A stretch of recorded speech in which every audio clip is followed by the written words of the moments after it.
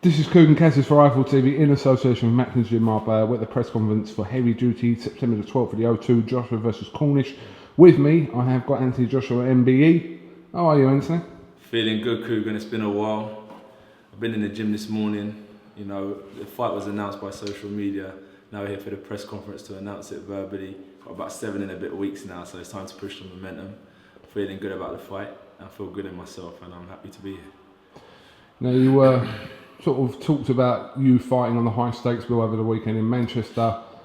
Speaking to Eddie Hearn previous to that, he said that didn't see the need for you to be on that with September the 12th in mind because the level of opponent, you know, wouldn't have really shown us anything or sort of given you any sort of advantage. No titles on the line. Yeah, so it was just, it would have been a tick over fight and didn't see the need for that. So did you see that the same way? Yeah, I could respect where he's coming from. The good thing about the Hearns obviously is the fact they got so many dates, and July 18th was a good option to showcase some skills, but I think due to the fact that I had an opportunity to either compete for the British title, which is now pushed down to December, and now compete for the Commonwealth title, I thought perfect, let me just focus on that. So when he gave me the option and he said, look, I'd rather you focus on that, stay injury free, so on and so forth, I just said, yeah, it sounds like the best option for my career. But I would have loved to have fought, but it didn't work out that way, so that's gone. It was a great show, some great fights on there, and now we focus on September 12th. You're fighting for the Commonwealth title. Obviously, you fought for one of them WBC international titles that I know you wear around the streets anyway, with pride. But the Commonwealth title, obviously, many are greater heavyweights from here and wherever in the Commonwealth have had that strap. So how do you feel about that? Well, I think that there's no turning back from now. I think every fight's now going to be, you know, interesting, going to be tough. I always said, look, I want to do it that way, Commonwealth, British, so on. So I'm a man of my word. I stick to that. Gary Cornish, 21-0. You know, I think that both of us are undefeated fighters. Whoever he's fought, he can only beat what's in front of him. And so I ain't fought really no live opponents. I fought guys that have come to survive just like him.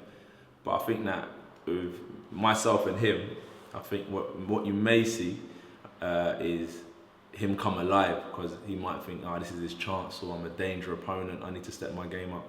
So you've got to look at it from both angles. You can't go off for what he's been in with, because I'm nothing like them guys. So he might step his game up. So it might be a good heavyweight clash. He's 6 foot something, 17 plus stone, so he's heavy hitter like myself, so it would be explosive for sure. You believe that Cornish will offer something that your previous opponents haven't been able to in the ring? Not many. It's hard because not many people are in a position to take the fights with me at the minute. Some are, but I'm a realist. They're a level above where I need to be right now. Where I need to be. Cornish took that fight like that. No nonsense. You know, when we offered it to him. So yeah, of course he sees something that he can exploit. Eddie Hearn recently announced that a deal has been agreed with DILLIAN WHYTE for a fight to happen later on in the year. So it's a fight that's been talked about, again, via mainly social media. But thoughts on that fight? Yeah, well, as I said, the reason being July 18th was kind of an option. It wasn't guaranteed, is because I was looking to fight Dylan in September for the British title, which didn't happen. But in my mind, that's where my heart was set. So fighting some guy that no one knows of, or, you know, there's no sort of rivalry there, doesn't really make sense when I had Dylan as an option. So that's been pushed back, and the option that come with the Commonwealth title was just basically the same type of energy I felt about fighting Dylan. So I said, yeah, cool. I've got an opportunity to clear up this year and then move on. So I think it's a good option. DILLIAN WHYTE sign, British title, Gary Cornish sign, Commonwealth title. Let's get the ball rolling now, man. We're on track. End 2015 in good spirits, and then we move on. Obviously, it's no secret that you and DILLIAN WHYTE obviously have that amateur background, shall we say, and a lot of people are sort of suggesting that this fight here could see sides of personalities that we haven't seen from you and also DILLIAN WHYTE. Yeah, definitely. I think you said it's no secret that me and him box as an amateur. There'll be a lot more to reveal about our amateur history, because I think a lot of our history as amateurs, people don't really know much about the novices, Haringey Box Cups, ABAs, GBs and so on, and them times. They know me for World Championships and Olympics. They know Dylan beating Andy Joshua. So as I get past Gary Cornish, a lot of our history will be revealed about our amateur career. And then I think what will happen is that Gary Cornish is 21-0, Dylan is 14-0, so he should be 15 by then, 15-0. So what does that make? 15. What's that? 32-0 combined between the two of them.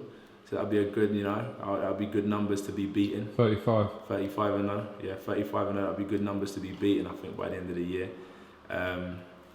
Yeah, I think that people will say Dylan should cause me problems or Gary should cause me problems, but my job is to go in there and annihilate them and make it look easy. So people say AJ's ready for the next step. If I was to go in there and have tough fights with my opponents that I've been in with, then no one will have a real interest in me. So I think it's not about winning in the heavyweight division, it's how you go about winning. That's what interests people. So my job is to work hard and capture the attention of the public by dismantling all my opposition, regardless who they are.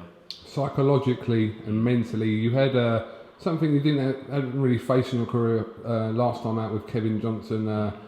His talking and his verbals didn't seem to affect you, and obviously it was evident in the ring that it didn't seem to affect you, but people are kind of expecting, especially, maybe not from Cornish, but Dillian Whyte to maybe press some buttons that could make you tick. Do you see it like that, or are you focused on remaining calm and just getting your job done? I don't know what you mean by, I don't know, you can't really focus on remaining calm. Just take each day as it comes. I think that, as I said, growing up, people who talk, and then you got people who do. So talking's irrelevant, I think. But I think that for sure, at the heat of the moment, you can't control that situation. So I don't want to focus too much energy on not doing something natural. If I want to talk up, I'll talk up. That's just a natural occurrence. If I don't want to talk up, I won't talk up because it might be irrelevant. So that's what I'm saying. I'll just let the day come, and however I feel on that day, you'll hear me voice my opinion naturally. I'm not going to try and focus on holding myself back or forcing anything. That's just not my style. Another fight was talked about potentially for you in the future was you and David Price. Been talked about for a while. Obviously, David Price suffered a devastating defeat on Friday night to Erkan Tepe for the European title. What are your thoughts on that, Anthony? It's unfortunate because that would have been a class fight. He believed he could beat me as well. I'm not too sure what his thoughts are now, but you can't really say too much about it, man. I think that he put his ability on the line every time he's been in the ring.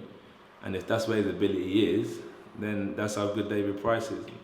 All credit to him for achieving Olympic bronze medal, become European, British and Commonwealth champion, right? Yeah. Yeah, and that's where I'm trying to get to. So who am I to talk and bring a man down when I'm trying to achieve the same things he's gone and done? Until I'm above that, then I'll say, yeah, I'm a much better man than him. But at the minute, I take my hat off to him because he's done what I'm looking to do by the end of this year.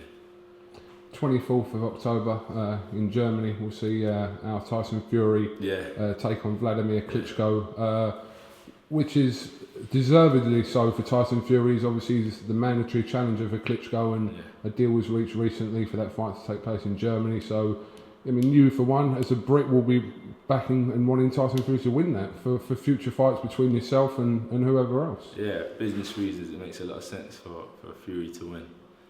Bring some attention back to the division back in the UK. Be a class fight though. I think so. I think it'll be a good fight for sure. Can you see that Tyson Fury obviously causing different problems to Klitschko, that Klitschko's previous opponents over the last years? You can't say. Everyone's an expert until fight night, really. Do you know what I mean? So you can't really say. But I think that you've got the Klitschko that fought Pulev, then you've got the Klitschko that fought Jennings. You've got the Fury that could have fought Johnson, then you've got the Fury that fought Chisora. I don't know, you've got the tippy-tappy Fury, then you've got the Fury who wants to dig. You've got the Klitschko who annihilates you with left hooks and straight rights. So you've got the Klitschko that boxes for 12 rounds when you're expecting him to knock out someone like Jennings. So you just don't know. That's what makes the fight interesting. And the thing about heavyweights is that all of them have got knockouts on their record. They're all punchers. So I think that's what I'm looking forward to, is someone getting knocked out. And potentially remaining heavyweight champ or being crowned a new heavyweight champ. That's what's going to be interesting. But October 24th, lock in, stay tuned. We'll find out the verdict. But ahead of that, September the 12th, lock in, Yeah. heavy duty. Yeah, tickets on sale now, you know. O2, trying to make that my stomping ground.